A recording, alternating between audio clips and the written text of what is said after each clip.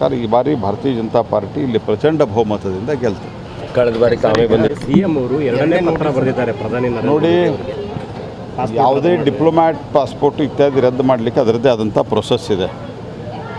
ಮತ್ತು Diplomat passport ರದ್ದುಪಡಿಸಲಿಕ್ಕೆ ಈಗ ಅವರು ಹೈಕೋರ್ಟಿಗೆ ಕೋರ್ಟ್ನಲ್ಲಿ FIR ಇತ್ಯಾದಿ ಫೈಲ್ ಮಾಡಿದ್ದಾರೆ. ನಾ ಕೇಳೋ ಪ್ರಶ್ನೆಗೆ ಇವತ್ತಿನ ತನಕ ಸಿದ್ದರಾಮಯ್ಯ, DK ಶಿವಕುಮಾರ್ ಮತ್ತು ಪರಮೇಶ್ವರ್ ಅವರು ಉತ್ತರ ಕೊಟ್ಟಿಲ್ಲ. 21ನೇ ತಾರೀಕು ಈ ಎಲ್ಲ ಕ್ಲಿಪ್ಪಿಂಗ್ಸ್ಗಳು ಪೆನ್ಡ್ರೈವ್, ಮೊದಲನೇ ಪೆನ್ಡ್ರೈವ್ ಬಂದದ್ದು 21ನೇ ತಾರೀಕು. 21ನೇ ತಾರೀಕಿನಿಂದ ಪ್ರಜ್ವಲ್ ರೇವಣ್ಣ ಹೋಗಿದ್ದು 27, 28ನೇ ತಾರೀಕು. 8 ದಿವಸ ಏನು ಕತ್ತೆ ಕಾಯ್ತಿದ್ರಿ ನೀವು? ಉತ್ತರ ಯಾಕೆ ಕೊಡ್ತಾ ಇಲ್ಲ? ಯಾಕೆ ಅವ್ರ ಮೇಲೆ FIR ಮಾಡಿ ಅವ್ರನ್ನ ಡಿಟೇನ್ ಮಾಡಲಿಲ್ಲ ನೀವು? ಈಗ ಅಲ್ಲಿ ಹೋದ ನಂತರ ಯಾರನ್ನೇ ಆದರೂ ಸಹಿತ ಅಲ್ಲಿ ಹೋದ ನಂತರ ಅವ್ರನ್ನ ಅಲ್ಲಿಂದ ತರೋದಕ್ಕೊಂದು ಪ್ರೊಸೆಸ್ ಇದೆ. ಭಾರತ ಸರ್ಕಾರ ಆ ಕಾನೂನಿನ ಪ್ರಕಾರವಾಗಿ ಏನು ಪ್ರೊಸೆಸ್ಸನ್ನು ಮಾಡಬೇಕು ಎಲ್ಲ ಮಾಡಿ ರಾಜ್ಯ ಸರ್ಕಾರಕ್ಕೆ ಸಹಕಾರ ಕೊಡಲಿಕ್ಕೆ ತಯಾರಿದ್ದೇ ಇದೆ.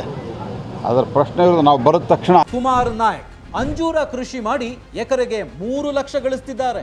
ನೀವು ಕೂಡ ಅವರಿಂದ ಕಲಿಬೇಕಾ? ಅವ್ರ ಜೊತೆ ವಿಡಿಯೋ ಕಾಲ್ನಲ್ಲಿ ಮಾತಾಡಬೇಕಾ? ಈಗಲೇ ಫ್ರೀಡಮ್ ಆ್ಯಪ್ ಡೌನ್ಲೋಡ್ ಮಾಡಿ. ಆಗಬೇಕು, ಅದಕ್ಕೆ BJP ಮೇಲೆ ಅದನ್ನು ಹಾಕಬೇಕು.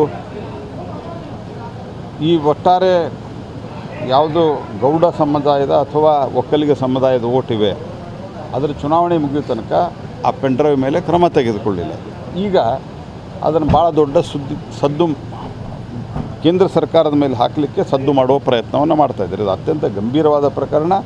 ಪ್ರಜ್ವಲ್ ರೇವಣ್ಣ ವಿಚಾರಣೆ ಎದುರಿಸಲೇಬೇಕು ಮತ್ತು ಮಾಡಿದ್ದೇ ನಿಜವಾದರೆ ನ್ಯಾಯಾಲಯದಲ್ಲಿ ನಾಳೆ ಸಿದ್ಧಗೊಂಡ್ರೆ ಅತ್ಯಂತ ಕಠಿಣವಾದಂಥ ಕ್ರಮ ಆಗಬೇಕು. ಇದ್ರ ಬಗ್ಗೆ ಯಾವುದೇ ರೀತಿ ಒಂದು ಅನುಕಂಪ ಯಾರಿಗೂ ಇಲ್ಲ.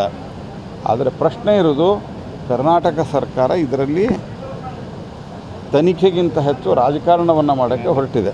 ಇದಕ್ಕೆ ಪ್ರಕಾರ ಈ ಬಾರಿ ಭಾರತೀಯ ಜನತಾ ಪಾರ್ಟಿ ಇಲ್ಲಿ ಪ್ರಚಂಡ ಬಹುಮತದಿಂದ ಗೆಲ್ತು. ಕಳೆದ ಬಾರಿ ಕಾಮೆ ಬಂದರೆ ಸಿಎಂ ಅವರು ಎರಡನೇ ಪತ್ರ ಬರೆದಿದ್ದಾರೆ ಪ್ರಧಾನಿ. ನೋಡಿ, ಯಾವುದೇ ಡಿಪ್ಲೊಮ್ಯಾಟ್ ಪಾಸ್ಪೋರ್ಟ್ ಇತ್ಯಾದಿ ರದ್ದು ಮಾಡಲಿಕ್ಕೆ ಅದರದ್ದೇ ಆದಂಥ ಪ್ರೊಸೆಸ್ ಇದೆ. ಮತ್ತು ಡಿಪ್ಲೊಮ್ಯಾಟ್ ಪಾಸ್ಪೋರ್ಟ್ ರದ್ದುಪಡಿಸಲಿಕ್ಕೆ ಈಗ ಅವರು ಹೈಕೋರ್ಟಿಗೆ ಕೋರ್ಟ್ನಲ್ಲಿ FIR ಇತ್ಯಾದಿ ಫೈಲ್ ಮಾಡಿದ್ದಾರೆ.